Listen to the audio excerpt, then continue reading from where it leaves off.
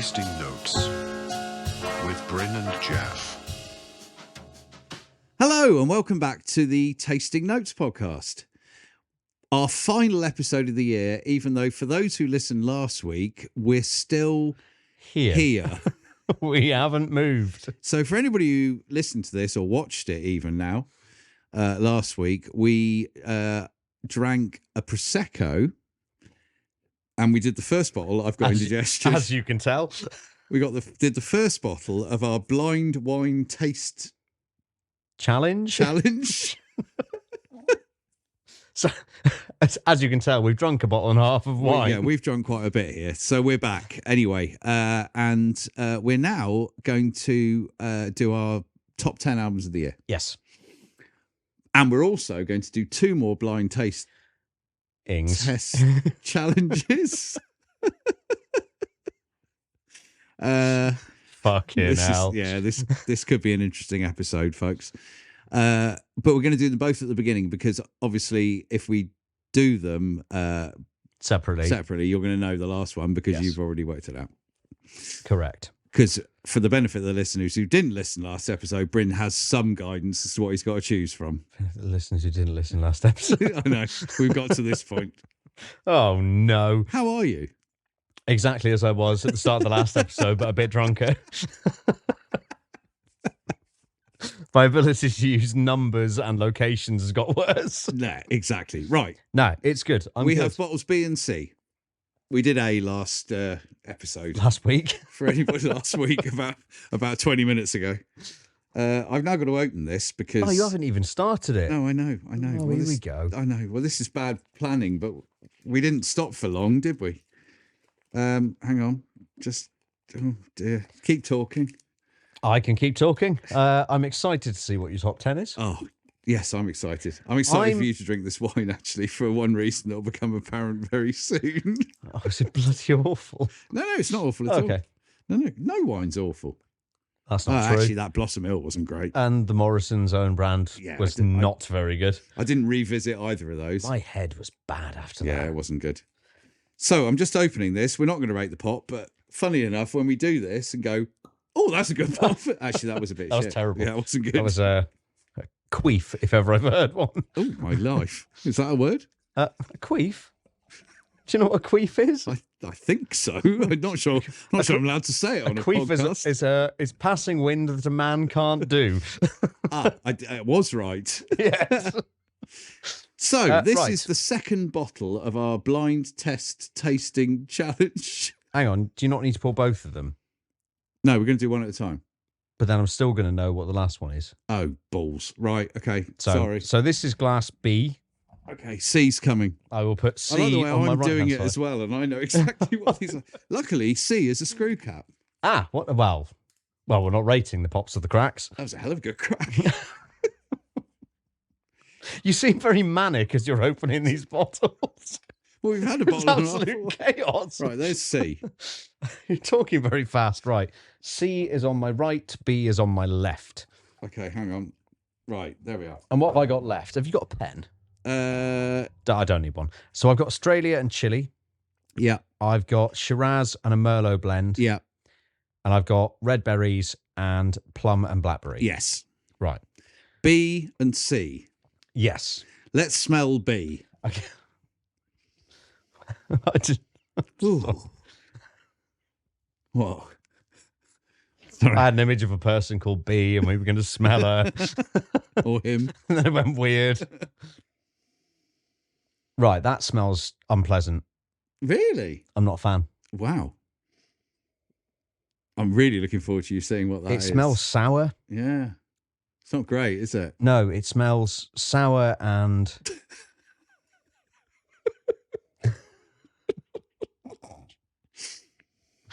Right. I mean, don't make that noise. It smells sour. Right, give me a second to stop laughing. Okay.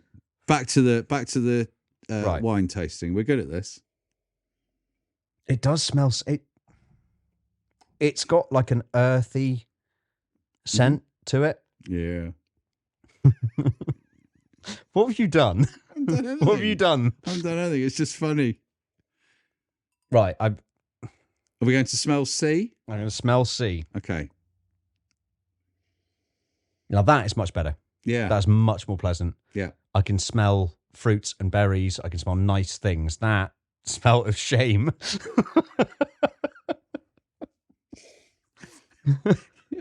It's really funny you say that because when you know what it is. Oh shit! Did we score it really highly? No, I don't. I don't know what we scored it. Okay. So basically, country-wise, one of them's from Chile and one of them's from Australia. I know what I want the answer to be, Right. but I'm not going to commit to that until I've tried it. Okay. So what are you trying? B? Yeah, I'm trying Cheers. B. Cheers.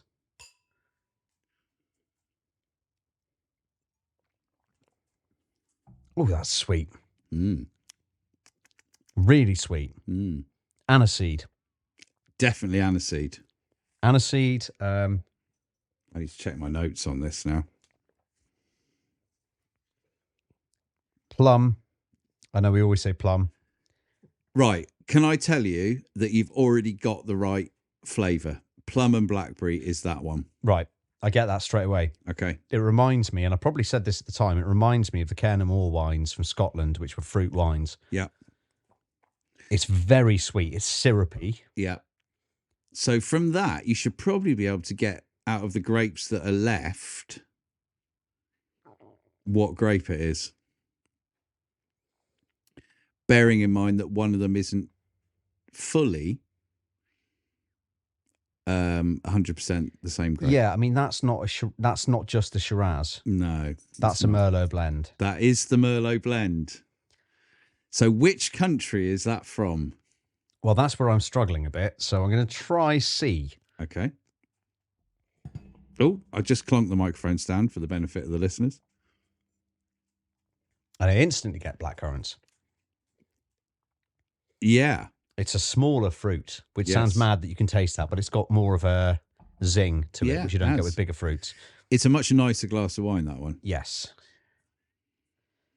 Do you know, I'm not sure, but I would say that the second one is Chilean. B. C. Ah. Is that the wrong way around? That's the wrong way around. And that's my bias coming in. Yeah.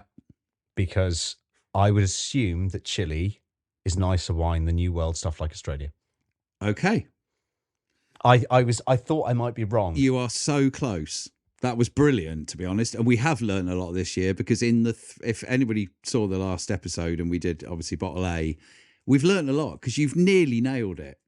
I've not been far off. I think you've been brilliant. And the only reason that I picked Chile over Australia is because I wanted it to be Chile, because I don't want a Chilean wine to be worse than an Australian, which is a bit snobby. I agree. So, bottle B, this one, which is the one that I'm not as much of a fan of, is the Chilean. Yep. And it's not the cowboy one. It's the Huaso. No way. It is the cowboy wine. We scored that really high. We scored it really high, and it's not very nice. And what's even better is you get to read the label again in your incredible misplaced American accent. I'm going to do it again. Oh, you are. El Huaso. El Huaso is a skilled horseman, known for their expertise in the rodeo, cattle ranching, and agriculture. They are a symbol of Chilean culture and rural life, without whom a true Chilean celebration would not be complete. A deep ruby in color with delicious fruity flavors of red berries, this red blend is a real crowd pleaser. Easy to drink on its own or perfect to match to anything cooked over flame in the true cowboy style. I was really looking forward to you doing that again. That's made me really happy. The wine hasn't. Totally misplaced because Chileans aren't American. I need to see where we scored that. Huaso. Is it El Huaso or is it Huaso? It's just Huaso. Okay. No, it wasn't that great. No, it was down the bottom there, wasn't it? It's bottom third. Yeah. So we gave it a 3 and a 3. I would actually mark that lower than that now. I would mark the smell way lower. I think taste is still 2.5. Tastes all right, but it's not great, is it? Oh no, I don't know which bloody one's which. No, that's the one. That's the one. It's very fruity, but not in a. It's like undiluted squash. It's got that like sickly, sugary we used to viscosity. refer to things as like brake fluid at the beginning. At least we got past all that. But it's got like a viscosity of like if you put a bit of water in that, I think it'd be all right. Yeah, it's like they forgot to water it down. I agree. It's not great. Certainly not a 3 and a 3. C, while we're here, is the Shiraz from the Barossa Valley in Australia. Which we did like, I think. We did. So Barossa, I don't know if I forget what it was called. This might be a different version of it. I think it is a different version of it. But we did have a Shiraz from the Barossa Valley. If I go and look for Australia, Shiraz. Yeah. Tenacity? That was the one? That was the same from the Barossa Valley. We gave it 3 point... No, we gave it 4 and 4. Yeah, I think it probably is as well, because it is... That's really nice. Certainly compared to the Huaso. Huaso. That's really drinkable. Yeah, it is. Yeah. Should we stick with that one? Who's drinking that pish? I'll have that tomorrow. I need something for breakfast. The Cowboys. I think that was fascinating. That was. And I did all right. I think you did great. I did all right. And for the benefit of the listeners, Bryn went in completely blocked. Excuse me, I've got still hiccuping because of the bloody Prosecco. You went in completely blind on that. Yeah, I'm happy with myself. No idea. I'm happy with that. I thought you did really well. I think that's a fun game. I like it. Should we major on the Barossa while we do our... I think that's a good idea. And also, we've got a little surprise for the top 3, haven't we? We do. And we're not going to review it, although I am going to ask you some tasting notes. But I've brought a bottle of whiskey. Perfect. Let's show the camera. I'm going to state that this bottle of whiskey doesn't normally look like this. This is a special edition that's part of a whiskey club. This is all a bit special. Well, yes. And I hadn't opened it, so I thought I'd take it along. Christmas. It's a wonderful colour. It is. I love that whiskey label. That's a 5. It's nice. Yeah. It's beautiful. I can't wait to see if you can get anything on the back of this, because I would never drink a whiskey and think of any of those things. No. Okay. Well, we'll find out in a minute. And have I ever told you what my party trick used to be? If anybody ever says that, I can walk backwards naked. If anybody ever says, have I told you what my party trick used to be? The answer is always no. I don't want to know what your party trick used to be. Bearing in mind, I used to run a pub in Scotland. Well, 2 pubs in Scotland. The first one had 86, I think, bottles of whiskey. Bloody hell. And I had to know about all of them in depth. Yeah. So I could go for a drink with someone, get them to blind order a bottle of whiskey, not a bottle, a glass of whiskey. A dram. And I could tell them what whiskey it was. Wow. So you're pretty good on your whiskies. Well, I was. I'm not so much anymore. Kept this very quiet, seeing as we've done a drinking podcast for a year. And you've claimed you knew nothing about alcohol. It's never come up at all. No, I never said that. I know nothing about wine. Right. Well, so before we get into our top 10s. Yeah, have you got any nuggets? I blew all my dingleberries at the start of the last episode. Is that your party trick? Don't look at the bottom of this chair. It all fell out of me in rapid succession. What I do have is some EPs. I've got some EPs as well. Because EPs are funny things. They don't sit particularly well within album of the year list. Some of them probably could. Some of them can. I think when you get to the end of the year and you're whittling down releases, you do end up... Do you know, I've always wanted to take up whittling. What, of wood? Yeah. You've got terrible... is that the Prosecco? Oh, no, it was bad. Sorry if you heard that. Yeah, I'd like to just sit and whittle of an evening. Yeah, I love a bit of whittling. Yeah. What, have you done it? Well, I've sort of... I've tried it on my own. What have you whittled? I think I made a spike. That's not whittling, that's just sharpening a stick. That's not the same thing. I'm thinking making like a flute or or this. Oh, I didn't whittle that. That's not wood. That's fucking heavy. That's made out of ceramic. Don't drop it. It looks like wood. Sorry. No, I did sharpen a stick. But I think we've got different ideas of what whittling are. So anyway, yes, you were saying about whittling. I wasn't saying about whittling, but yes, I did use the word. When you're cutting your albums down, there are, the competition is fierce. Yes. EPs are difficult things because EPs are generally used by bands either to introduce themselves or as a kind of stopgap. So, for example, this year we had the 2 Amon-Ra EPs. They haven't made our list. Amon-Ra are a phenomenal band. We both love them. They're EPs. Yeah, I don't know. They were good. And you wait for the next big release and you're like, boom, that's the one. So that's why EPs kind of set aside, I guess. Yes. Do you want to run through yours first? I can run through mine, yes. I don't think we'll do them in depth. We'll just mention them. So the 5 EPs I want to pick out from this year that we reviewed that I enjoyed the most, shall we say? Bit of Prosecco. Bit of gurgles. Sunrot. US sludgy experimental soundscapey type Horrible stuff. torture noise. Yes. Yes. They brought out Passages way back in January. Was that January? Yeah. 24th of January on that was Prosthetic. The third week we ever did a podcast. It was, and they were very lovely to us, actually. They were very complimentary and sent us a lovely message. So, the Sunrot EP was awesome. One I've adored this year has been Pariah, Violence is a Curse, which came out on Cursed Monk on the 28th of February. Yellow skull curve. Absolutely brilliant. I still want to see that live. I believe I may get an opportunity at some point, and I can't think why. But Pariah are starting to play some shows, so would love to see that. Nice. A couple of weeks ago, 21st of November, Locust and Honey brought out Shadow of My End on Hypaethral Records. Amazing. Another EP that when they next sit down and write an album, it's going to be astonishing. I would say possibly the most coherent EP. Almost an album EP. Yes. That was absolutely brilliant.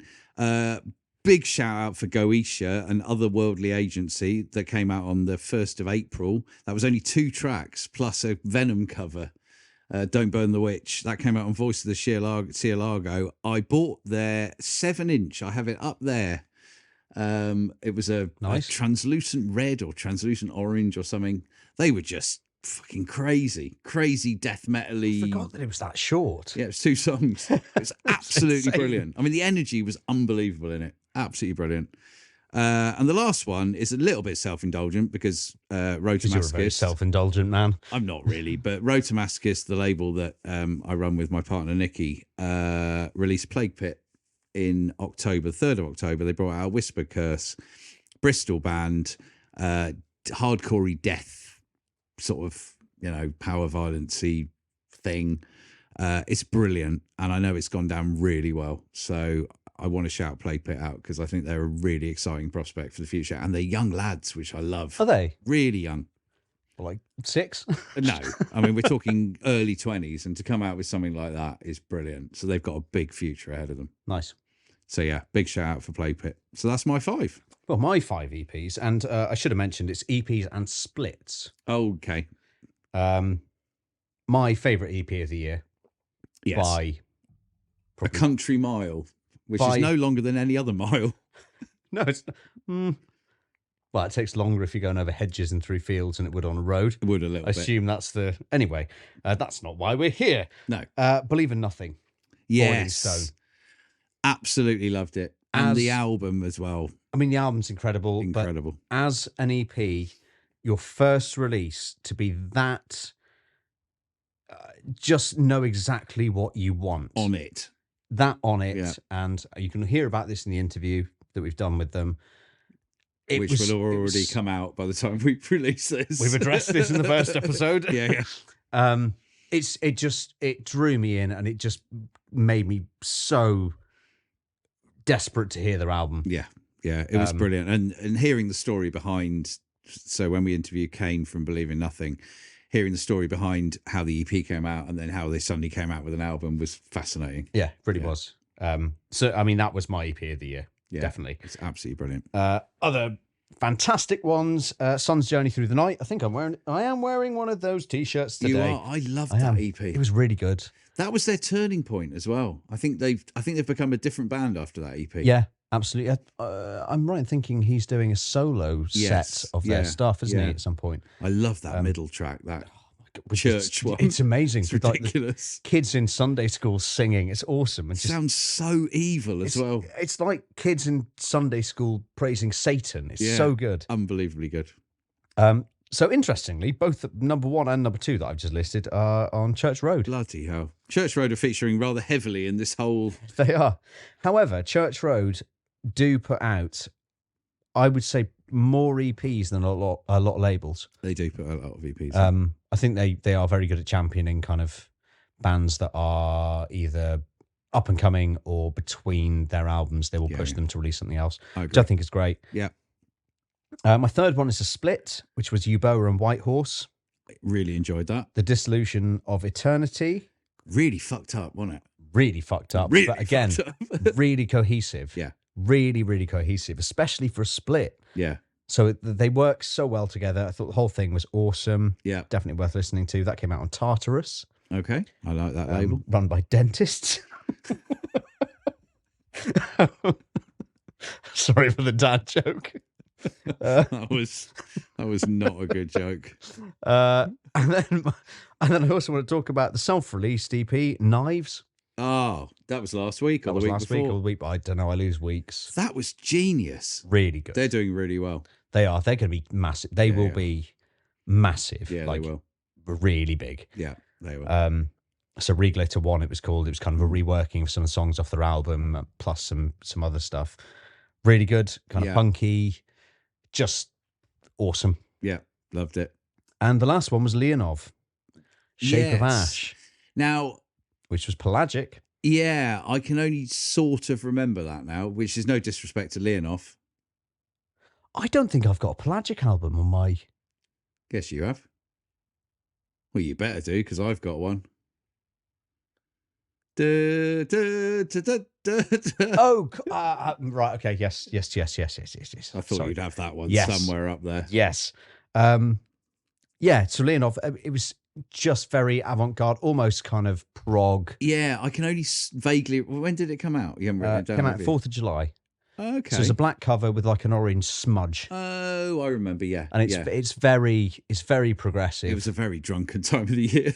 It was a very drunken time, as is tonight. Cheers. No, I do remember it. I don't think I've listened to it since, actually, so I should probably rectify It's really good. That. Yeah, really good. Absolutely. And that brings us nicely onto our top 10. Well, this is it, isn't it? I mean, this is it. I'm going to get comfortable. The big moment. So, which wine are you? Do you know which wine you're drinking? It tastes nice, so you it's really the have got Barossa. comfortable, haven't you? I have. I'm here for the next half an hour or so. Which glass is the Barossa in? The right-hand glass. Okay, shall I pour you some more? That'd be lovely, thank you. I've got comfortable. I can't move. There's a lot of stuff to work around here. I don't think the viewers, we can call them now. Oh, bloody hell, yeah, our viewers. I don't think the viewers can see the table down there. No, there's a lot going on down here. What I will say is I think the Huasso might end up going down the sink.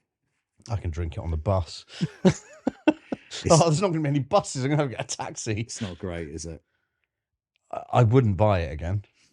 Oh, dear. That was the Prosecco. Sorry about that. This must be the most horrible thing to listen I know. to. People coming pissed people burping. You got to remember, people are coming to this cold after a week's break, and we're still sat here trying to keep some sort of semblance of professionalism. I'm going to put my hand up, and I'm going to say that it was my bright idea to do this list in one long episode. So you can entirely blame me for this. However, I didn't bring any of my other ideas that I did come up with. No, you did come up with some. Bryn got a bit excited about the Christmas episode, I got which festive. It's not even a Christmas episode; it's an album of the year episode. And at one point, he was deciding he was going to go to Hobbycraft and build a wheel of refreshments, on which you were going to place a variety of Christmas festive drinks for us to spin. And I said, Bryn, for anybody who's into the sort of music we're into and into like end of year lists, if I tuned in sounds like I'm in 1970. In the wheel. And somebody's spinning a wheel of festive drinks, I'm likely to switch off inside about 14 seconds. I'm quite glad that you very gently poo-pooed that idea. I think we've ended up with a situation where we're absolutely trolleyed. We've still got to run through 10 albums each. There's 4 glasses of wine and 2 empty whiskey glasses on that table. I know. And we've already drunk a bottle of Prosecco. It'll be fine. It'll be fine.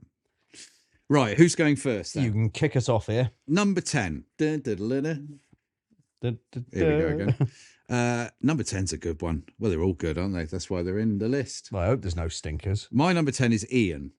Oh, Come on, everybody, let's do nothing! Yes. Exclamation mark on Human Worth. Came out on the 17th of October.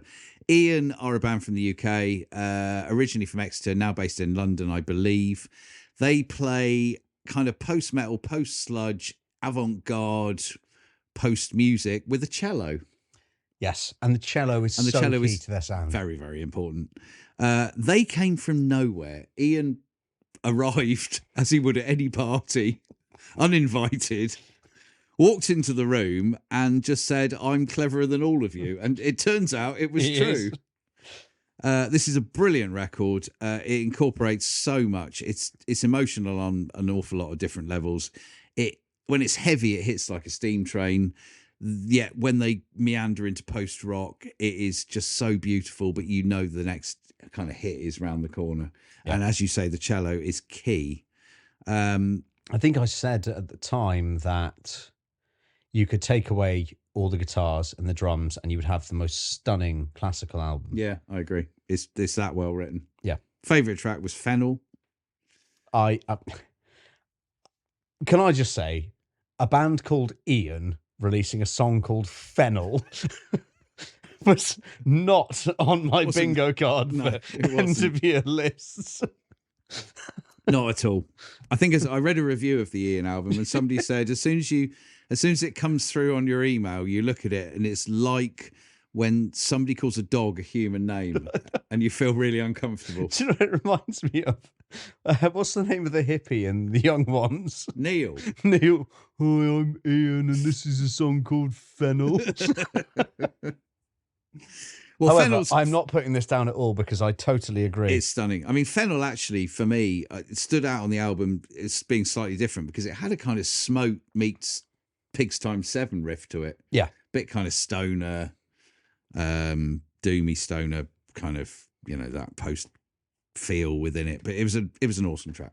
Yes. Loved Ian. Number 10. Come on, everybody. Let's do nothing. Let's do nothing. I'm going to sit up. Hang on. Okay. Crikey, you said you were getting comfortable. Well, I got too comfortable. I was going to fall asleep. What is your number 10? My number 10 is Heritage by Structure. Bloody hell, I forgot about that. This came out on the 25th of April. Yes, it was a long time ago. Self-released as well. Yeah. They were from... Spain. Yes. They are Spanish. It's kind of doom metal, kind of funeral doom, just the saddest, slowest music. Yes. Just incredible. Yeah, it is. I totally forgot about it. Yeah, I mean, it's the best example of funeral doom this year, in my opinion. Yeah. It's just got that feeling of... I love funeral doom. I do. Love it. It's just... I mean... I want to write funeral doom. I want funeral doom played at my funeral. I think we all do. Everyone's going to be miserable. I don't want you being happy. I don't want any of this, like, happy, clappy music. I love funeral doom. So, yeah, I totally forgot about that one. Yeah, amazing. Yeah, cool. So that's your 10. Oh, sorry. You haven't done all your bits Will yet. I deserve it? I don't know, will you? That's the track I want to not add. I want to recommend. Yeah. Will I deserve it? Perfect. Which sums the whole genre up, to be honest. It really does. My number 9 is on Pelagic, and it's going to probably feature in your list in a bit. Mm-hmm. Pothamus. It may do. Abur. Yes. Came out on the 14th of February. We both love this. We both said it would be on our end of year lists, and there is a very good chance it will be because it's already on mine and it's probably going to be on yours. Yes. Valentine's Day it came out. Ah, okay. 14th of February. Pothamus are from Belgium. Post-sludge, post-metal, ambient kind of drone. Yeah. Beautiful drone. The whole thing, I have a feeling you're going to talk about it, so I'm going to keep this really brief. I don't know because I don't know your list, but if it's not on it, I'd be bitterly disappointed because you recommended this to me and you said it's one of the most amazing things you'd ever heard, and you were absolutely right, apart from about AFI, which you were also right about. What we've learned is Bryn's always right. No, Bryn's not always right. Bryn's always right. No, he's not. The wheel of refreshments was clearly wrong. Also, I think there was also Bryn's bag of festive booze that was also wrong.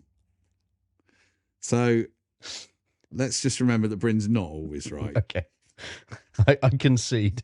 The whole album is the most beautiful ritual, I think we'd call it. Yeah. It's like an otherworldly gathering. It's primal, it's abrasive, it's flame-lit, spiritual, droning weirdness, to be honest. Yes. But when it comes together, it's heavy as hell. Makes you feel like you live in a desert in a bedwan. Absolutely. Wonderful. Yes. Watched them at Arctangent and thought it was one of the best sets of music I've seen this year, to be honest. That's an interesting thing for you to say, because I've actually got a little list. I didn't tell you about this. Oh. My best sets of the year. There's only 4 things on there, just performances of the year that I just wanted to very briefly mention. Mm-hmm. A Swarm of the Sun at Arctangent. Yeah. Incredible. Yeah. Made me cry. Yeah. Instantly gets on the list. If you can make me cry, you'll get my end of year list somehow. So this is Bryn's crying moment from this episode. Last episode, it was Steve Von Till's album. Yes. Yeah. Pothamus at Arctangent. Absolutely. Blood Incantation at Electric Bristol. Absolutely. And, of course, Armin Ra at Damnation. Yes. That was, I think, top of Transcendental, Yes. I think you call it. Yes. My favourite track is Ravus on the Pothamus album. Nice. But I'm going to leave it there because I think we're going to get a repeat. Well, we might do. What is your number 9? If we are getting a repeat, we're not getting it yet. No. So I've got Hypostasis by Soniva. Oh my God. You little legend. That's quite recent, this one. It was. I totally forgot about it. 19th of September. Svart Records. We giggled a lot about the word Svart. Yeah, because, yeah. But we can redeem ourselves and not giggle about the word Svart. No, let's not giggle about the word Svart. What word are we going to giggle about? Well, they're from Finland. That's not a funny word. No. They play sludge, post-metal, death doom. None of those That's are not funny funny words. either. This album is just phenomenal. I mean, as far as kind of, I know the word post is thrown around everywhere, but as far as post albums this year are, Yeah. this is insanely well put together. Yeah. The way that they've built the peaks and the lower moments throughout this whole record are so meticulously done. It was such a cool record. Yeah. And I'd completely forgotten about it. I'm going to be honest now. I didn't know that was in your list. I forgot about it. And it was incredible. Yeah. Again, did I bring that or did you bring that? I think I brought that. No, you brought that. Yeah. Which is why it's in your psyche. And again, the artwork for that is just amazing. It's like the capillaries of a human spread out. Yeah, it's stunning. Amazing. Everything about it was just so good. Do you think because we've obviously brought albums ourselves, that has played into our consciousness of our top 20s a bit? I don't know. Because I wonder if I think I possibly remember more of the ones I brought myself. Well, if I go back quickly, I would say you brought Ren. I think you brought Steve Von Till. Yeah, I did. It turns out I've got the best taste in music. It's all subjective. I think you brought Structure. No, I think you brought that. Did I bring Structure? Yeah, I think you brought that. I think the vast majority of my list I brought. Yeah. So that was your what? Number 9? 9. Number 8. Number 8. Okay, again, I'm going to be a little bit self-indulgent now. But It's not self-indulgent at all, because at number 8, Baal brought out such a beautiful record this year. Interesting. Is that your number 8? No. Oh, okay. I'm surprised that's as far down your list. Oh, okay. Well, the fine line between heaven and here, again, from what Bryn's just said, I have a feeling it might be on his list. So we're going to try not to over talk it so we can both get a go. Barley from Sheffield, UK, black and post metal. They are on Road to Masochist, obviously, label that I run with my partner. This has received enormous praise across the board. It's a real kind of, it's a perfect record in the Baal discography, and in wider kind of black and post metal, it's almost a perfect record.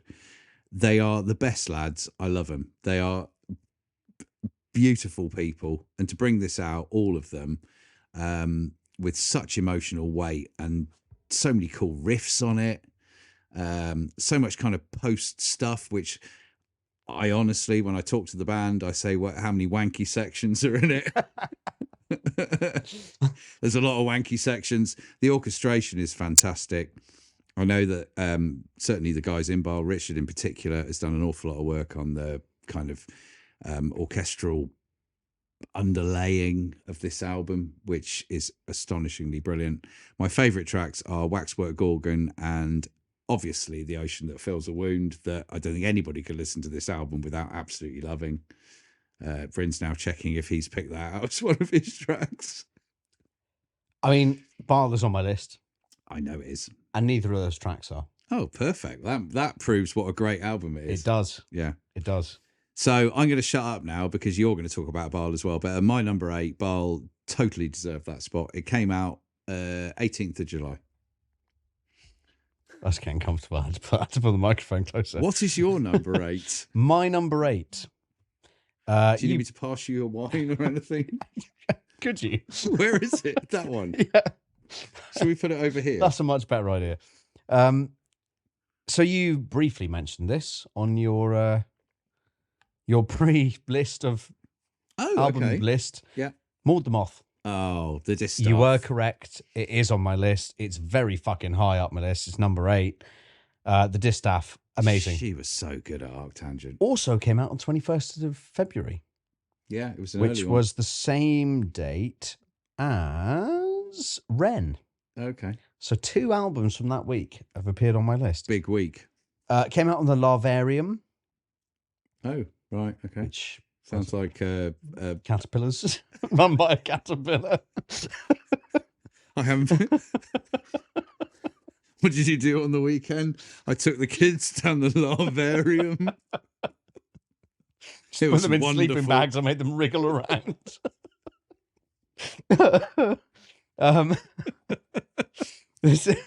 Fucking hell! I didn't know it came out on the Larvarium. Came out on the Larvarium. I don't think we need to. I don't think we should dwell on the Larvarium.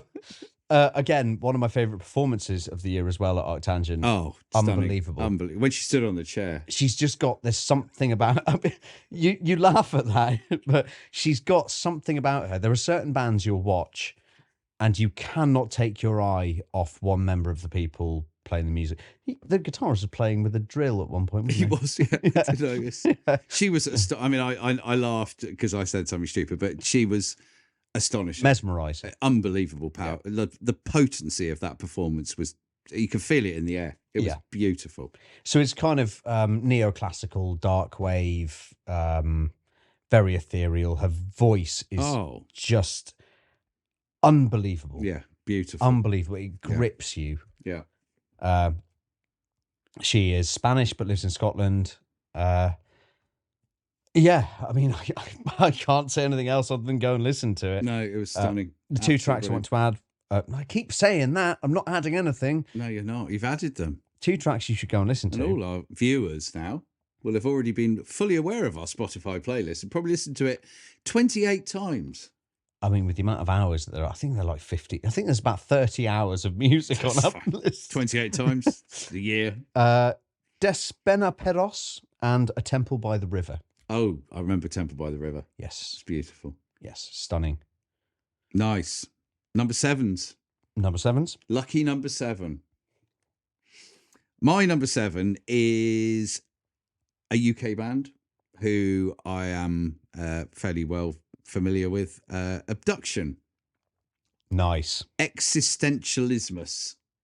Came out on The Man with the Candlelight, Mask. Spine Farm, the amalgamation of labels on the 21st of February. What a week. What a week. Was that More yeah, Than Moth? More Than Moth, and that was... Do you know what else came out that and week? Ren. Do you know what else came out that week that I almost included? Pissgrave. Oh, I I forgot about Pissgrave. That came out that week, but it didn't make the list. Abduction really did. Number 7. Nice. This was the album I think they were always going to make. AV, the main hive mind behind Abduction, has been on a journey, and I think this is the one. I think it's a phenomenal album. It's like going through a kind of black, sinister portal into a completely different world. Yeah. It's dissonant black metal soundscapes. They swirl around you. He is like the overlord vocally, with all the kind of... He's conducting this orchestra of We death. said it at the time. There's like these caustic kind of roars. There's these snarled vocals. There's moments where he kind of drops into somber spoken lines, but he is orchestrating this whirlwind, this maelstrom of horror. And it works. I mean, it's as suffocating as it is liberating. It's just a brilliant, brilliant album. My favourite track is Pyramidia Liberi, which I think is the second track. It might be the third. I think it's the second. I love the fact that, again, towards the end of the album, Razors of Oceans, they descend back into a more of a kind of black and roll detuned riff. They're not scared of going, we've created this dissonant soundscape, but now here's some fucking in-your-face black and roll. Yeah. Brilliant album. Can't speak highly enough of Abduction. They've done really well. I know they're out playing shows in Europe, I think, at the moment, or have just played a couple of shows in Europe. So, yeah. Number 7. Totally agree. From Derby. Derby. What a band. What a band. What a band. What's your lucky number 7? My lucky number 7. You've already spoken about. I thought I might have done. Ian. Oh, see, this is where we're getting the crossovers. Come on, everybody, let's do nothing. Yeah. I don't have much more to say than what you've already said. They have created the most beautiful post-rock album, incorporating cello and classical music into it, and then just dropping the heaviest moments. Yeah. When they hit, they hit. They really hit, Yeah. and they're placed so well throughout the whole thing. Yeah. It's music that they've composed. It's not music they've written. Yeah, I agree. The way I they've done totally it is agree. just stunning. And it came from nowhere. Yeah, absolutely. Hello, I'm Ian. Well, I'm Ian. And I'm I've got better some than called the rest Fennel. of you. The track that I think people should go and listen to is different to the one you said. It's Building Pyramids. Ah, okay. Which is nice. We've Yes. we've both taken something out of the album. Yeah. Brilliant. But I think that album as a whole is just, it's one of those ones that is so well put together as a cohesive piece of art. Totally agree. Totally agree.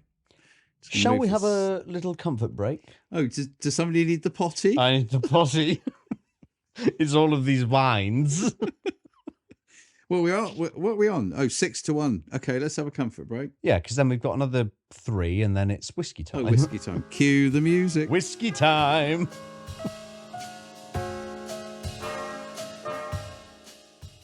Right, we're back. Oh, so we're going again now. Yeah, we're going again Okay. now. Can you remember what number we're on? Absolutely no idea. I think we're on. You're on number 6, I think. Yes. Oh, is it me now? Yes. Oh, okay. This is chaos. I've just done Ian. Absolute chaos. I haven't just done Ian. Uh, Sorry, Ian. my number 6 is a classical album. Oh. I know what this is. Yeah. Yeah, he had to be. He had to be. He had to be. My number 6 is Federico Albanese, Blackbirds and the Son of October. Ah, wrong wine. Wrong wine. Oh, I That's the- drank that cowboy shit. El Huaso. Oh, God.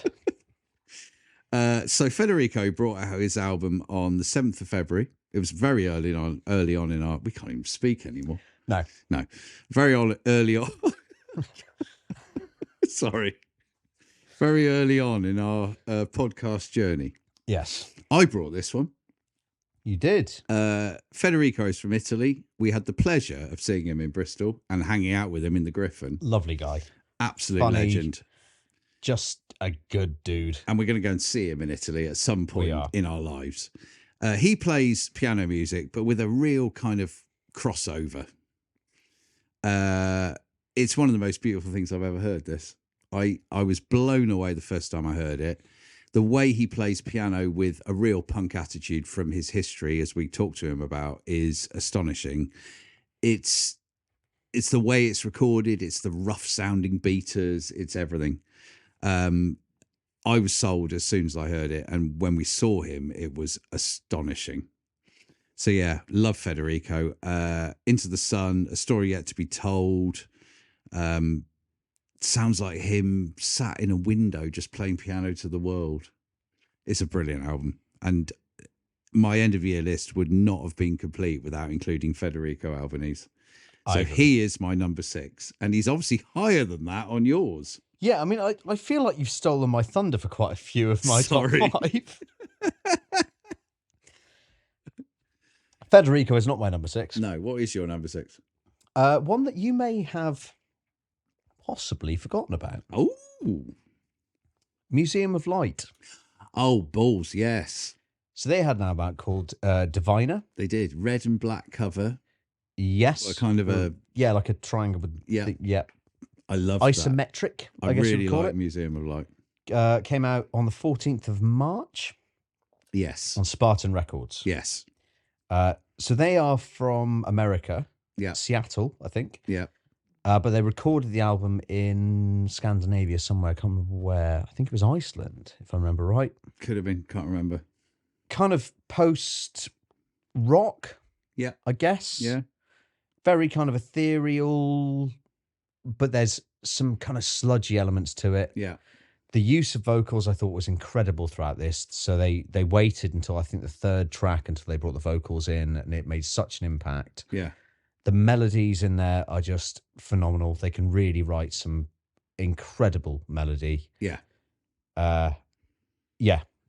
The production on it as well is something that stood out massively to me, which I think is, I think it was produced in wherever it was, Scandinavia, Iceland, or wherever it may have been. Yeah, I loved it. I thought it was absolutely stunning. I remember really enjoying it. Beautiful album. Yeah, absolutely. And that's my number 6. That's your number 6. My number 5, we're going to Liverpool. Okay. My number 5 is Colt's Blood. Oh, yes. Obscured into nebulous dusk on Translation Lost Records. Came out on the 30th of May. I forgot about Colt's Blood. Absolutely loved it. Yes. Colt's Blood play kind of doom, sludge, you know, the really extreme kind of end of that spectrum. I've been a massive fan of Colt's Blood since the previous album, Ascending into Shimmering Darkness, which had a garish kind of cover. Yep. I think this is their most absorbing album to date. It brings there's a distinctly funeral doom feel throughout it. Yeah. But it kind of has this mysticism that hangs in the air throughout the whole album, created mainly by the kind of barbaric guttural vocals and just the way the whole thing is put together. It's astonishing. It's exactly my sort of album. I loved it. Favorite track was the I think there's only 4 tracks on the album, or 5. No, there's only 4. Sounds like Funeral Doom. Yeah, the opening track, I think they're all 10 minutes long. The opening track, Until the Eidolon Falls, was beautiful. Nice. So yeah, Colt's Blood hit number 5. Yeah, I completely forgot about that. Boom. I forgot about Museum of Light. So we've kind of won. What's your number 5?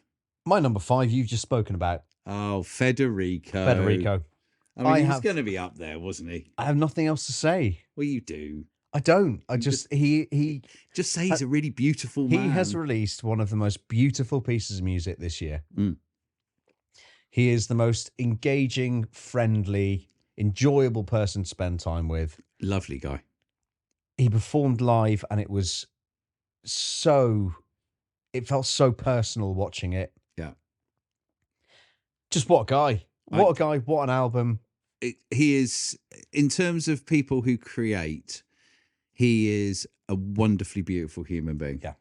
And I think that's why he clearly made it into almost the top 5 of mine and the top 5 of yours. Yeah, and the tracks that I'd recommend going to listen to are Ulysses. Yes.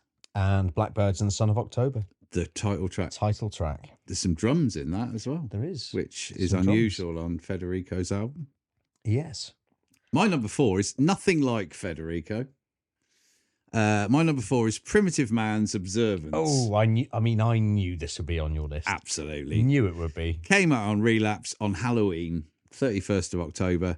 For anybody who's spent their entire life sleeping under a rock, Primitive Man are the ultimate in extreme sludge, death, doom, noise, decay. I feel like Kane said that he wasn't aware of them until fairly recently in the interview that we did. I don't remember him saying that, but I feel like he did. Yeah, he may have done. I mean, they kind of came into everybody's radar with Caustic. Yeah. Fuck me. When was that? 2017 or something. Yes. Primitive Man are the heaviest band on the planet.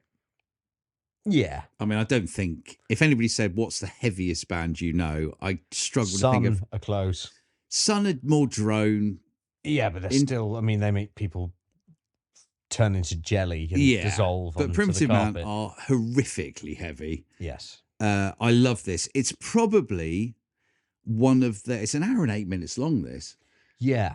Which again, I didn't get bored because I love Primitive Man, so they could play it for 2 hours and I'd still be invested.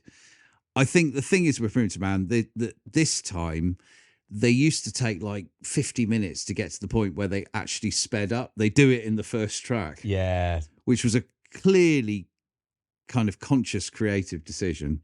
Absolutely love this track, the whole album.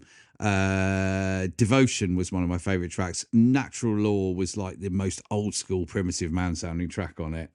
When Ethan McCarthy just comes in with that fucking horrific vocal right at the beginning of it. Primitive Man, they were always going to be in my top 5. Observance is probably my favourite album of theirs to date.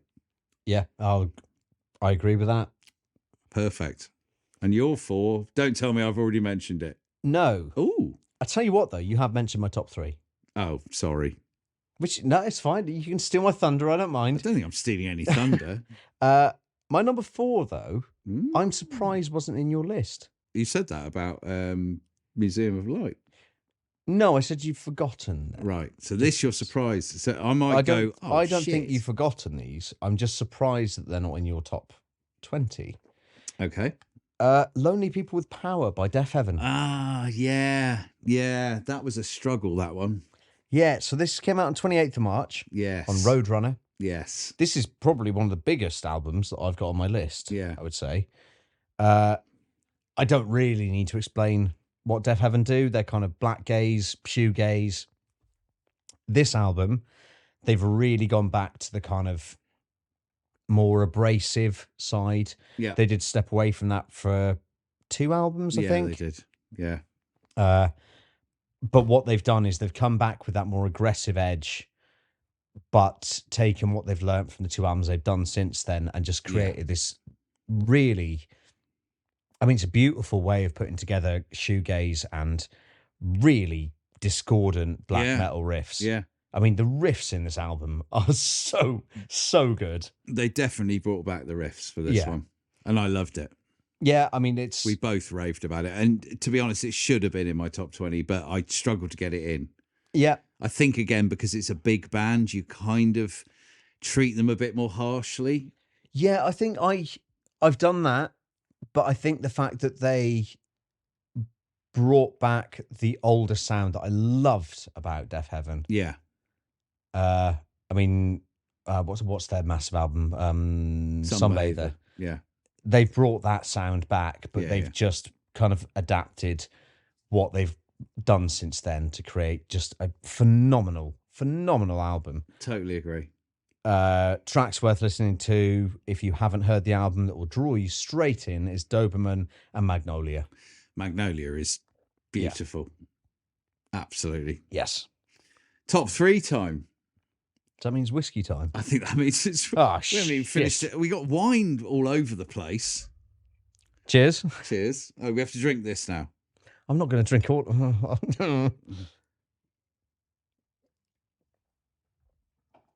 It's not exactly wine tasting, is it? If we're downing it. Yeah, but I don't like the idea of having a spittoon. Right. So we have 2 glasses. Don't put it on there. It's going to go terribly. I'll put this there. This isn't going to look very good. It'll be fine. So this is So are you going to tell me where this is from? Well, Scotland. Which part? I'll be honest. I don't know a great deal about this. Oh, okay. I'd not heard of this distillery before. Right. I love single malts, by the way. I do as well. I really do. So this is doesn't tell me where in Scotland it's from, but I will probably be able to tell you by tasting it. Yeah. It's not peaty. No, so it's probably southern. So it's probably the southwest coast. Okay. Of Scotland, I would imagine. It's quite oaky. Nope.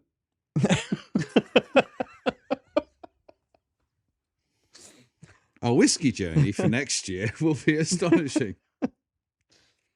I mean, so it's hard. What I will tell you is, so it's from the Knocknean distillery, which I'd not heard of. No. Which is surprising because I know most of the Scottish distilleries. It was matured in a combination of red wine and sherry casks. Ooh.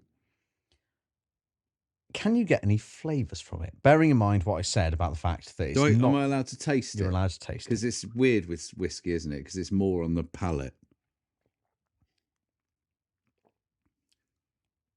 Oh, my life. I can get 1 out of the 4. 3. 4. Okay, let me have another go. Hang on. I'm getting elder. Old people? No, wood. I'm getting pensioners. No. Tastes like pants that someone's pissed in. I'm getting like really woody. I mean, elder's quite specific for a wood. It's very specific. I don't think they make barrels out of elder. Think more pudding. Really? Apparently so. Okay, hang on. Let me go again. Sorry about all the pauses, viewers, listeners, whatever you're doing. Makes more sense when we've got viewers. Yeah, I'm getting, it's quite nutty, hazelnut. I'm just going to tell you. Okay. It's got notes of toffee popcorn. I kind of got that. Blackberry jam. No. No. And mint chocolate chip ice cream. No. What the hell? I think whoever wrote this had drunk too much of this. Is this one of these gimmick whiskies? I thought you were from Scotland. Well, I would say... Hang on. It's definitely quite hazelnutty. Yeah. If that's there's no peatiness. It's really smooth. It's really smooth. Which is my kind of whiskey. Like, I like Balvenie. I like Glenfarclas. See, I like nutty. peaty whiskey. I like the kind of Lafroigs and all that. There's a time and a place for them for me. If I'm having a dram at the end of the night, just a bad day. They're more like, shit, it's whiskey day. Yeah, it's very heady. Yeah. Yeah. Whereas this is more, see, hazelnuts, I get that. Yeah, I'm getting the hazelnuts. I'm also getting something sweet that's mint not, chick choc. that's not chick vanilla. choc. Chick choc. Mint chick choc. Fucking hell. Mint chick choc ice cream. Yeah, I'm getting mint chick choc ice cream. Butter. I'm getting butter. Butter? Butter. Really? No. No. It's very nice. It is nice. Yeah, that's exactly my kind of whiskey. Yeah. Well, if any of our listeners or viewers are whiskey fans, get yourself a bottle of McNean. McNean. And see. Is that what they're called? I imagine it's McNean. Sorry. McNean. Do apologise. I don't know, though. And see what you think. That's Nice very way to round though. out the year, though. It's been a wonderful year. Back to the sensible bit. Yes. Very much enjoyed it. And we will continue next year. You know, we've still got 3 left to do. I do. Sorry, Sounds like he was signing off. Anyway, thank you. And on that note. On that note, we're done here. Imagine if we finished the episode and forgot to do the top 3. All went home. Like, oh shit, we never. Can I also say, I'm not sure our idea of recording this as our first video episode is the best. No, it probably wasn't a very good idea. Although, to be fair, it probably come across better. Well, yes. Than us giggling like school children with no visuals. I don't know. We've been doing that for a year. I know. So we have top 3. Top 3. Is it me first? It's you first. Oh, my number 3. It's not on your list. No, okay. I have nothing to say to that. My number 3 is an unknown black metal project. Blood Abscission. Out on To Burma Morty, album 2. Yes, this had the. Sorry, everyone. I just banged my mic. The album artwork was tall things. Tall things. Yes, it looked like a kind of tall metallic things. Yeah, like a cross between a gun pylon. And a crane or a pylon. Yes. It was just weird. Yeah. Blood Abscission are an unknown kind of project. Nobody knows where they're from. I have no idea who, why, or anybody is behind it. Atmospheric black metal. This is pure art when you don't know who's doing something. We talked about it at the time about the fact that can be a little bit extravagant. Yeah. But actually, when you release something as unbelievably beautiful as this, the music and the creative kind of output does the talking. I think, what we spoke about was there's a difference between sticking a mask on and going out on stage and just being any band but with a mask on and then being truly obscure and unknown. Yeah, I agree. And this is just beautiful atmospheric black metal. It is produced to within an inch of its life. It gets in your head, the way it drills through with certainly all the layered arpeggios and then this kind of caustic vocal that cuts through, and then there's swells underneath, kind of clearly synth kind of swells that just build and build and build and hit you. It's got the constant double kick. Everything's going on throughout it. The whole album is just, it's the biggest atmospheric black metal album this year. Yeah. And the best to me. I absolutely adore it. I can't pick out a track because they've just got 5 numbers and the whole thing runs as one. Yeah. It's just a beautiful journey in black metal. And I love it when people create stuff like this. And I love the fact it's created without any identity. That is just perfect for me. You can do that if the album speaks, and it does in spadefuls. So yes, Blood Abscission is a very worthy number 3. That was very passionate the way you spoke about that. I loved it. And I heartily approve. Absolutely it was loved a fucking great album. Yeah. My number 3.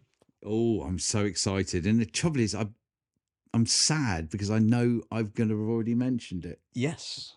What is it? It's Pothamus. Oh, or Pothamus, as it's actually pronounced, but we all say Pothamus. You need to enthuse about this because you brought this to me, and it was a beautiful moment. This is one of my standout moments of the year, is hearing this album. I can remember putting this on speakers. Yeah. And I got, I think, 3 or 4 minutes into the first track, and I thought, I need to put headphones on for this. Yeah. And I put my headphones on, and I was supposed to be working at the time, and I just lost myself. Yeah. For the whole record. Yeah. It was the most immersive feeling I got from any album this year. It's a stunning piece of work. It brought me to places that I didn't expect it to take me. It's one of those, I think I had my eyes shut. Yeah. For the whole 40 whatever minutes it is long. If I was doing a top 20 of the past 3 years, this would probably be in the same place. Which is a huge accolade. It would probably still be in the top 3. Yeah. Because it is just an incredible, incredible piece of music. And it's not just the musicianship behind it. It's not just the songwriting. It's the ability to create something beyond that. Yeah. It's the ability to create spiritual journeys within your music. And an experience. Yeah, I agree. I can't say anything higher than that. No, it's a hugely immersive piece of music. Yeah. And the cover draws you in. I've recommended this to multiple people and every single one of them has thanked me for doing it. Yeah. It's a beautiful piece of music. And it sits in my top 10. It sits in your top 3. It has a place in many end of year lists. Yes. Totally agree. I will mention 2 tracks. I think it's stupid to do so. Because the whole thing needs to be listened to. Yeah. But Ravus and Arbor are the 2 for me. They were the 2 I had, actually. Because Arbor is the 19-minute job on the end, isn't it? Yeah. Ravus was brilliant. Yeah, amazing. Number 2 time. Cue the music. We don't have time for that. It's 11:15. I can't sit and wait for you to make doo-doo. My number 2. Please stop saying that. Sorry. The second favourite album of the year. Has this been mentioned yet? What? It's not on my list then. No. Interesting. Defacement. Okay. Doomed. Nice. So Defacement Doomed brought out an album. Defacement brought an album called Doomed on Unorthodox Emanations, which are part of Avant Garde. It came out on the 22nd of August, which was just after our festival experience. Yes. They were international. So some of them were from Libya originally. Do you remember this? Yeah, I remember this. Yeah. What was the artwork? It was just like, it looked like it's a black and white kind of version of the side of a mountain, basically. Lots of... Yes. So this is the one that looked very similar to... It was the same week as Corridore. Corridore, yeah. Yes. They look very similar. And it also looks similar to the split that was done, and there was the naked guy lying on the floor. It was black and white, mountains, naked guy. What the hell are you on about? There was a split, and it was done by, I can't remember who it was. There's a naked guy. There was a naked guy lying on the floor. This is nothing With his arse into the air. This is nothing to do with my album. Sorry. But I said earlier that there were 3 albums that had a very similar look. I can't remember Naked Guy one. It was, it's going to annoy the shit out of me. Can you think about it while I talk about this? I can try. Okay. Might get distracted. So Defacement, as I said, international. Originally, some of the guys from Libya. This is kind of dissonant, experimental death metal. Mizmor. Oh, yeah. Mizmor and Hell. Yes, Mizmor and Hell. Of course. Yes. Which didn't make our lists. No. But it Which was actually really cool. should have probably been in my top 5 splits. Didn't think about that. Okay, let's not worry about Sorry, that. everyone. This is beautiful. If you haven't heard it, you need to go and listen to it. It's utterly consuming. They lurch from this kind of shapeless spontaneity into just this swirling, dissonant death metal soundscapes that remind me of Inferno, who are a Czech band who I adore. They kind of bring in it's the means of production in it. The drums sit in a way that they're so powerful yet underplayed. Guitars and bass are just buzzing around them. Vocals come in and shift away, but again, this also has quite a kind of mathy element to a lot of the guitar lines that don't mean to be mathy, but you can hear behind it. You're like, bloody hell, that's just all over the shop. It's just a really, really, really incredibly put together album. Worthless was my favorite track. Has these guitar lines that are crazy throughout it. Shouldn't fit at all within this genre of music. But I feel like the guitars on this record were playing a lot faster than the tempo of the music. I think that was the whole point. Slow, Yeah, such a slow album. but I think that was the point. Yeah, I think it transcended music. This for me, I love this sort of record. I love a record where I sit back and it, a little bit like Pothamus does as well for both of us, it washes over you and there's so much to listen to and so many elements, and it's either utterly confusing or completely brilliant. And I thought this was completely brilliant. It is a maelstrom in the most effective way that a maelstrom can happen. If you want to sit in the middle of a maelstrom, that's the way to do it. this is the way to do it. Weirdly, Pothamus is the other way to do it. And Pothamus is the other way. There's a similarity between those two albums. There absolutely is. And the one thing I say about this is there is a lot of blood incantation about it. Yes. A lot. And this came out obviously after Absolute Elsewhere. It's less cosmic though. Less cosmic, but when the kind of overlord vocals, deathy kind of style reach into this swirling pit of weirdness, it has that same feeling. Yeah. I fucking love this. I wouldn't expect this to be on many people's top 20. I wouldn't expect this to be on many people's top 3, but I think that's because people need to invest in this album. And I did. I didn't have to, actually, because the first time I heard it, I loved it. It took me a while. But it's a sound that, it's a challenge, but I fucking loved it. I think it's a genius record. I think they've sat and they thought about this for a long, long time, and they've come out with the goods. Nice. Yeah, I love it. That's a strong number 2. Strong number 2. And are you going to give me a number 2? I'm going to give you Bryn's festive bag of. Technically, I'm going to give you back your own number 2. Oh, okay. Oh my god. Because I didn't want it anymore. Oh, are they number 2? That depends what you're talking about. I know exactly who it Baal. is. That is incredible. Baal. Wow. Baal are my number 2 album of the year. Number 2.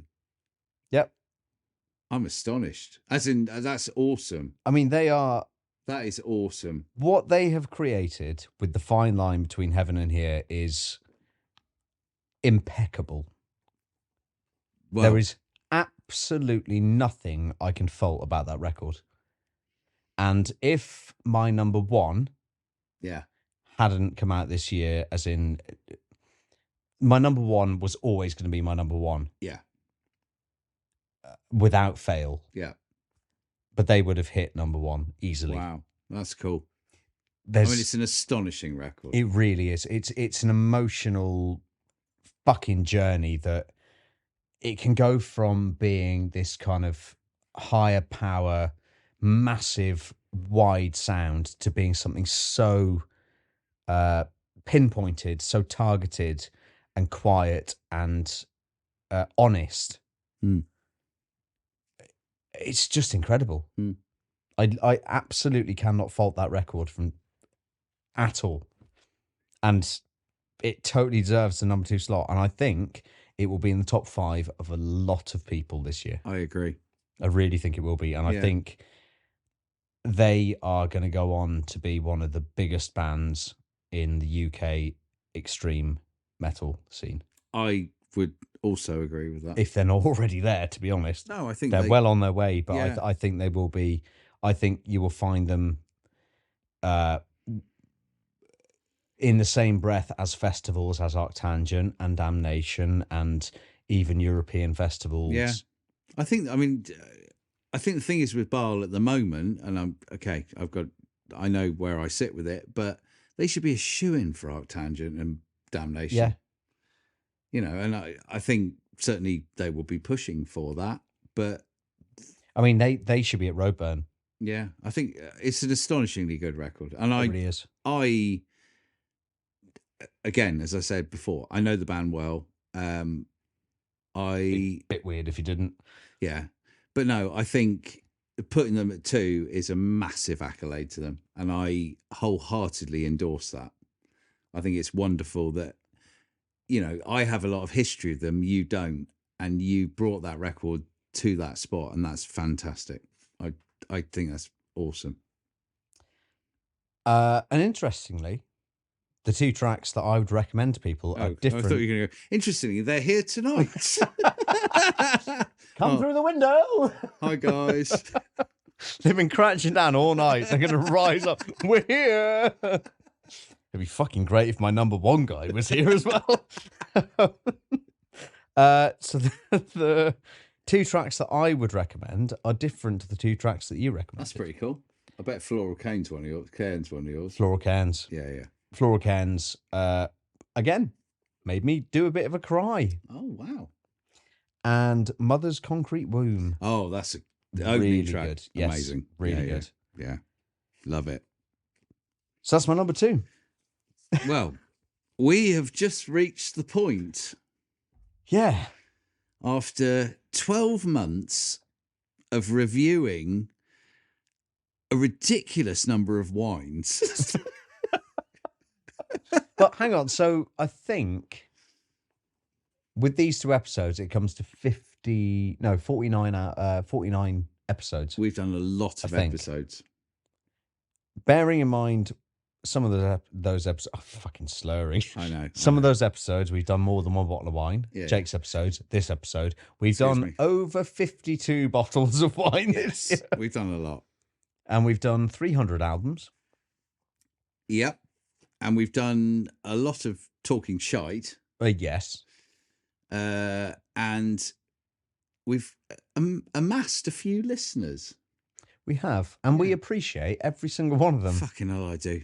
We talk to people in the weirdest places. We go and people say, "Oh, I listen to your podcast." I'm like, what? Do you? It's when they say, "Why do you listen to it? Why do you listen to this shite?"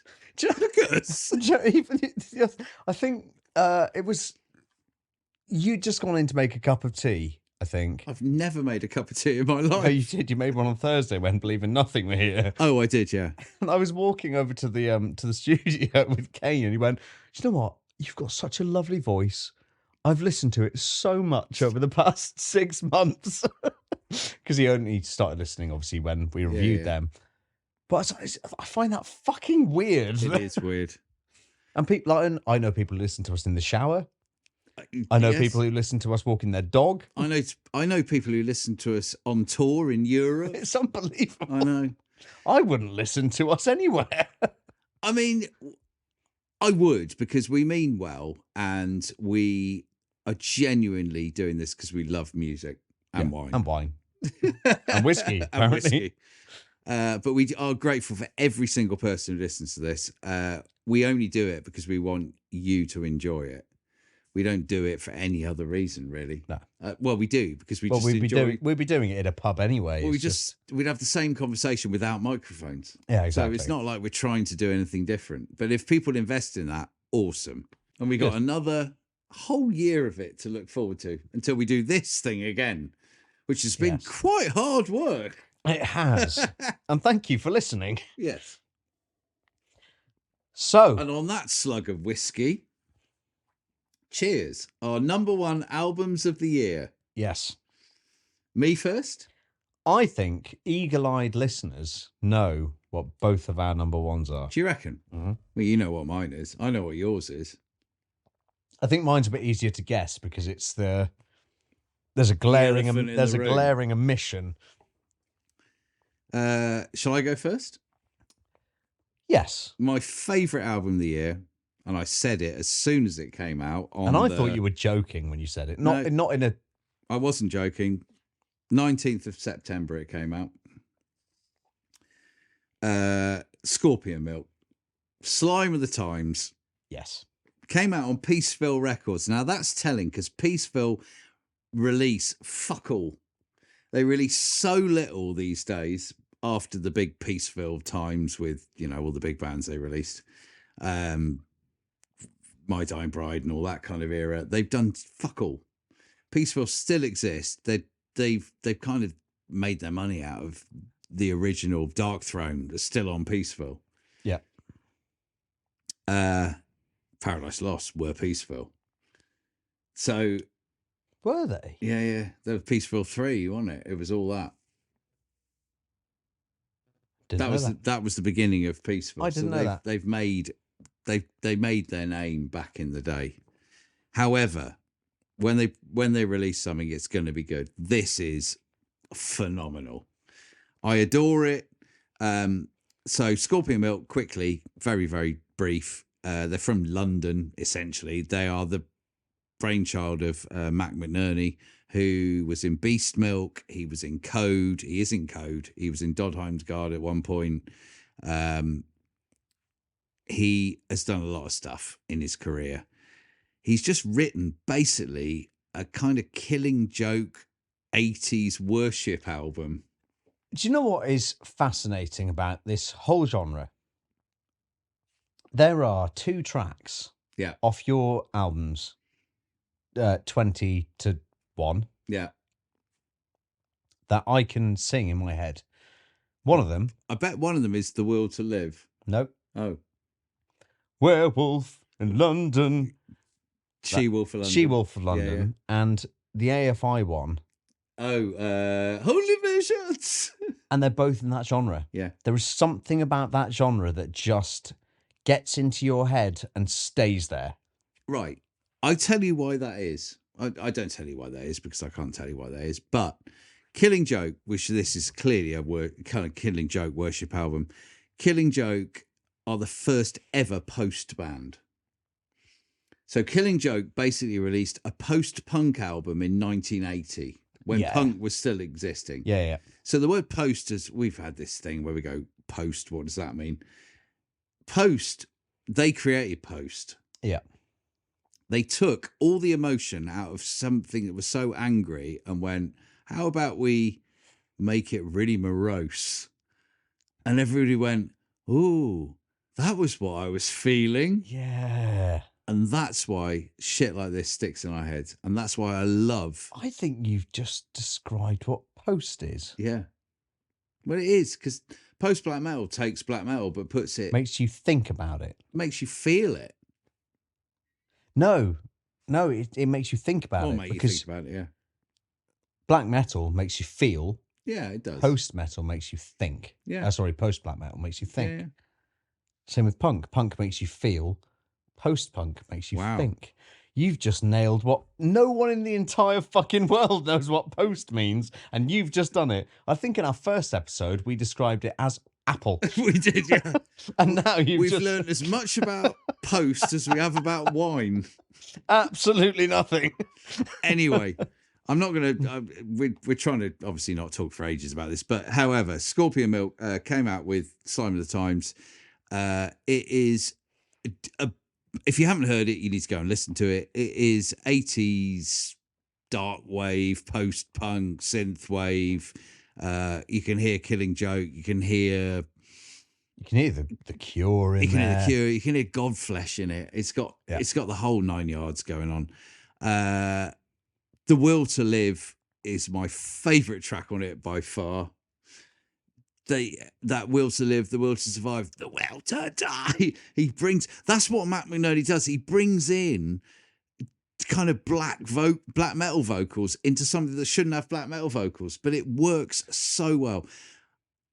I can only say this is my number one because it speaks to me more than any other album this year. It speaks to me about the fact that where bands were creating this shit in the 80s, we were struggling.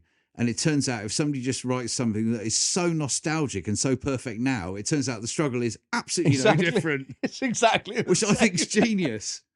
But again, that's what AFI realised as well. AFI did as well. That's why they're in my top 20, because they absolutely have done. So that's why I think this is just, in musical terms, genius. It speaks to a million people all at once. And he can bring in stuff like She-Wolf for London, which is just awesome. Slime of the Times is... Slime of the Times is amazing. Sums everything up. Yeah. It is the most relevant, brilliant, kind of just the perfect It's the most album. relevant retrospective album in the world. But literally being so relevant for now. Yeah. Yeah. So, my number one album is Scorpion Milk, Slime of the Times. And I adored it. What is your number one? And I You hate. already know what it is. I know, and I know I've already spoken about it, but you're going to have to enthuse about it now. I am going to talk about it in the only way that I can. Do it. Which is in complete, just, I don't even know the word. What is the word?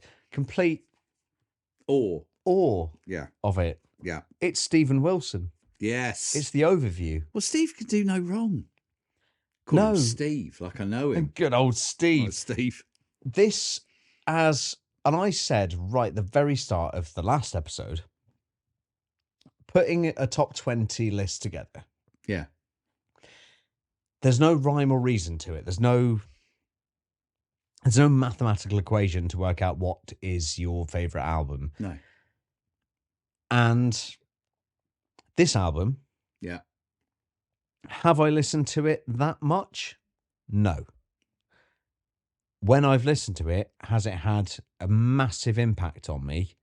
Yes. Yes. This is an album that has been written to such a high level of musicality, of technicality, of intelligence, of just it's a higher being has written this album. And for that reason, I cannot put it anywhere lower than number one. And I totally agree. Because and that's why, as you say, you don't listen to it that often because it's a massive investment. Yeah. You can't just put it on in the, we've said this in the podcast, going down the football. You're not going to put the overview on. No. But if you sit down with this on vinyl and you have a lovely singular, not like we are now, not 5 bottles, glass of wine or a whiskey, I'm with you all the way. I would class this as the same as sitting down and watching a film that you love, but you don't want to watch it too much because it will ruin the experience for you. Yeah. There's just something so perfect about how he's written this, how he's produced this. Everything about it is perfect. It is perfect. No, I agree. It is perfection. I listened to it earlier today because I realised that I've listened to it a bit, but I wanted to just refresh my. I've listened to it a lot, but I wanted to refresh my memory. And you only have to listen to the first 5 minutes. Yeah, his perfect voice comes in. And he's setting up this cosmos that you're going to dwell in for the next, whatever it is, 48 minutes or something. I can't remember. And there's no one who could do this and not sound contrite. Yeah. Stephen Wilson. Like they're trying to imitate past things. I agree. And Stephen Wilson, throughout all the Porcupine Tree days and since, has the most vulnerable acoustic voice. Yeah. He can sing about televisions in Porcupine on Fear of a Blank Planet in Anesthesia. He's singing about, people taking drugs and watching TV and all sorts of shit. He sounds so vulnerable. He's like a kid watching it. He still sounds like the kid who's like, fuck me, the universe is massive. Yeah. It's vulnerability. It's that. Oh, hiccups. Well, it's probably that.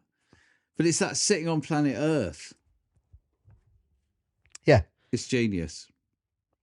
I mean, what a time to get hiccups during your number one album. I know, ridiculous. I think they've gone. I think I had to sit up. Okay. Yeah, it's exactly what you're saying. He can create music that you can share his sense of awe. Yeah. And it is. He's got a way of, it is that childlike thing of just seeing something and being able to articulate it in such a beautifully innocent way. Yeah. There's nothing angular or nasty or dark about this. There's nothing angular or nasty or dark about anything he's ever done. No. I mean, Grace for Drowning, I think that's why I went back to that. It did go it went a bit dark because it was called Grace for Drowning, which is why I loved it. And yeah. And I'm not that again, that's a massive praise for Stephen Wilson. He is a genius. Everything he's done's been utterly genius. He had a bit of a gap with The Raven Refused to Sing. Yes. That was okay. After that, there was a couple that I kind of lost him on. But this... I think another thing that fascinates me about this is Obviously, he produces it himself. He records it himself. He writes it himself. Everything is done by him. Yeah. And it's done to such an extent of perfection. Yeah. And as writers, artists, producers, that we both are in some extent,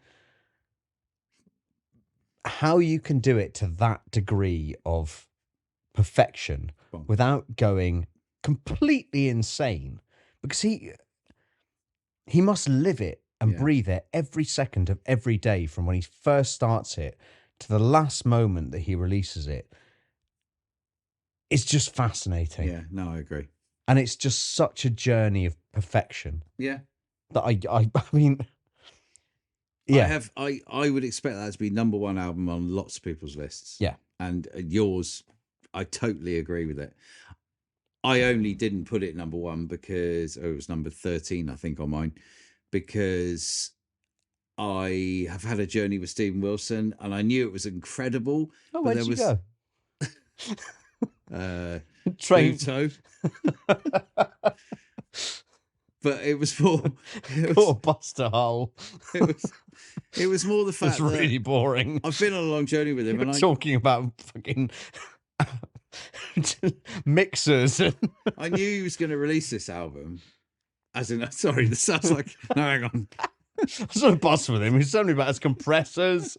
He bought a new guitar, and they told me he was releasing a new album. And then we ended up in Hull.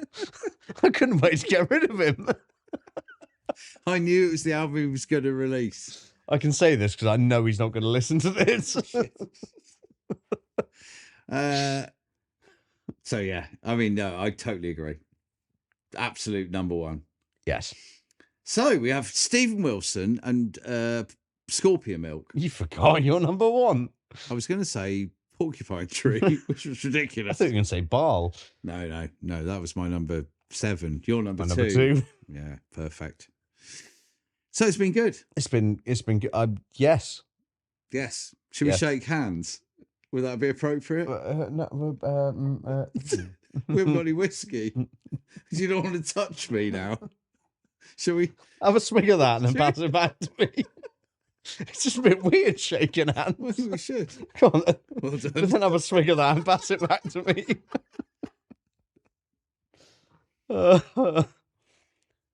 What an episode. What a pong. What a pong. No, that was perfect. So that's been our top 20, guys. Yes. That's the end of the second episode, although, as many of you will have realised, we have not stopped doing this since the beginning of the first That's episode. why I'm not entirely sure who you are anymore. Absolutely. No, it's been awesome. It's been cool. It's just been an amazing year. What a year. What? I keep trying to not say that. It's been a great year. Yeah, it's been I've cool. enjoyed it. Yeah, it's been awesome. We're going to do it again next year. Even bigger. Even better. bigger. Yes. So don't be put off by the slightly drunken. They're not all quite as chaotic as this. Some are. Most aren't. And we'll catch you in 2026. So happy Christmas, everybody. Have a lovely Christmas. Have a lovely New Year. Have a good New Year. And we will see you when the new albums start to emerge. Which I think there's some good ones out on the 2nd of January. So we'll see you straight in.